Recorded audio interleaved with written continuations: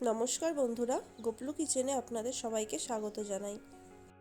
এই গরমে দুপুরে ভাতের সাথে বানিয়ে নিন আম আর আলু দিয়ে মাছের পাতলা ঝোল, যেটা খেতেও খুব সুস্বাদু হবে আর বানাতে বেশি তেল মশলা লাগবে না। তাহলে দেখে নিন বন্ধুরা আজকের রেসিপিটা। আমি এখানে রুই মাছের 4টে পিস নিয়েছি, 4টেই গাদার পিস নিয়েছি। আপনারা চাইলে যে কোনো পিস নিতে পারেন। এরপর এর মধ্যে হাফ টিস্পুন লবণ মাখিয়ে দেব আর ওরই সাথে হাফ টিস্পুন হলুদ গুঁড়োও মাখিয়ে নেব। আমি এখানে রুই মাছ নিয়েছি, আপনারা চাইলে যে কোনো মাছ নিতে পারেন। লবণ আর হলুদ মাখিয়ে মাছটা কিছুক্ষণ রাখবো। অপরদিকে একটা কাঁচা আম এইরকম টুকরো করে কেটে নিয়েছি আর দুটো আলুকে একটু লম্বাটে করে কেটেছি।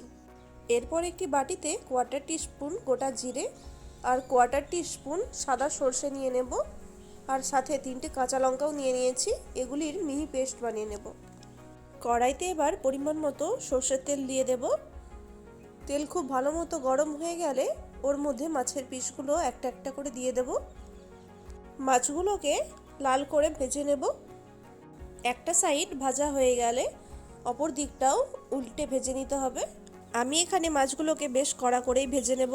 আপনারা যেরকম খেতে পছন্দ করেন সেই রকম ভাজবেন। মাছগুলোকে বেশ উল্টে পাল্টেই লাল করে আমি ভেজে নিয়েছি। এবার এগুলিকে তুলে নেব। এই গরমে অবশ্যই এই রেসিপিটা বাড়িতে একবার হলেও ট্রাই করে দেখবেন। খুবই সুস্বাদু লাগে খেতে আর মুখের স্বাদও ফেরাবে এই রেসিপিটা। আর বন্ধুরা, আমার চ্যানেলটিকে যদি এখনও না সাবস্ক্রাইব করে থাকেন, প্লিজ সাবস্ক্রাইব করে পাশে থাকা বেল আইকনটি প্রেস করে দেবেন। মাছগুলো তুলে নিয়ে ওই একই তেলের মধ্যে টুকরো করে রাখা আলুগুলোও দিয়ে দেব। আলুগুলোকেও বেশ লাল করে ভেজে নেব।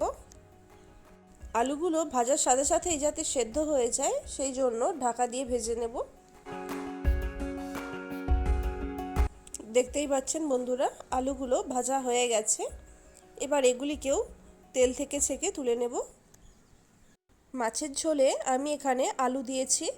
আপনারা চাইলে আলু ছাড়াও শুধুমাত্র আম দিয়ে মাছের ঝোলটা বানাতে পারেন, সেক্ষেত্রেও খেতে খুবই ভালো লাগবে। এরপর ওই একই তেলের মধ্যে কোয়ার্টার টিস্পুন কালো জিরে দিয়ে দিলাম আর দিয়ে দেবো একটা শুকনো লঙ্কা আর একটা তেজপাতা। এগুলিকে 10 সেকেন্ডের মতো ভেজে নিয়ে এরপর ওর মধ্যে টুকরো করে কাটা আমগুলো দিয়ে দেব। আমগুলোকে হালকা একটু ভেজে নেব। আপনারা চাইলে আমগুলো পরেও দিতে পারেন, তবে আমি একটু ভেজে নিচ্ছি আমগুলো। সামান্য একটু আমের টুকরোগুলো ভেজে নিয়ে এবার ওর মধ্যে জিরে, সর্ষে আর লঙ্কার পেস্টটা দিয়ে দেব। এর সাথে দিয়ে দেব স্বাদ মতো লবণ, হাফ টিস্পুন হলুদ গুঁড়ো, হাফ টিস্পুন লাল লঙ্কার গুঁড়ো আর হাফ টিস্পুন চিনি। এবার সমস্ত মশলাকে একটু নাড়াচাড়া করে নিচ্ছি। মশলাটা কিছুক্ষণ নাড়াচাড়া করার পর হালকা একটু তেল ছাড়তে শুরু করলেই ওর মধ্যে ভেজে রাখা আলুর টুকরোগুলো দিয়ে দেব। আলুগুলোকে দিয়ে মশলার সাথে 2 মিনিটের মতো কষিয়ে নেব।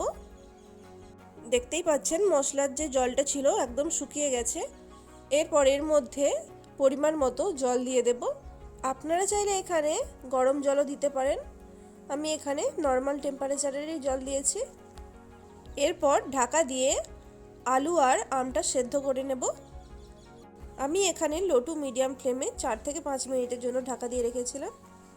এবার ঢাকা খুলে দেখে নেব আলু আর আমটা ভালো মতো সেদ্ধ হয়েছে কিনা। দেখতেই পাচ্ছেন আলুটা কত সুন্দর সেদ্ধ হয়ে গেছে আর ওরই সাথে আমটাও বেশ ভালোই সেদ্ধ হয়ে গেছে। এরপর ভেজে রাখা মাছগুলো ওর মধ্যে দিয়ে দেব। মাছের পিসগুলোকে ঝোলের মধ্যে ডুবিয়ে দিচ্ছি যাতে মাছের পিসগুলো একটু নরম হয়ে যায়। এরপর 1 মিনিটের জন্য ঢাকা দিয়ে মাছের ঝোলটা ফুটতে দেব। 1 মিনিট পর ঢাকা খুলে নিয়েছি। এরপর মাছের পিসগুলোকে উল্টে দেব। আর অবশ্যই গ্যাসের ফ্লেমটা লো টু মিডিয়ামে রাখতে হবে, না হলে ঝোলটা একেবারেই শুকিয়ে যাবে। এরপর আরও 1 মিনিটের জন্য ঢাকা দিয়ে রাখবো। 1 মিনিট পর ঢাকা খুলে নিয়েছি। দেখুন বন্ধুরা, আজকের আমার আলু আর আম দিয়ে মাছের পাতলা ঝোল একদম রেডি হয়ে গেছে। এবার এটি গরম ভাতের সাথে সার্ভ করতে পারেন। খেতে খুবই ভালো লাগে দুপুরে গরম ভাতের সাথে এই রেসিপিটা কেমন লাগলো অবশ্যই কমেন্ট করে জানাবেন। ভালো থাকবেন, সুস্থ থাকবেন। ধন্যবাদ।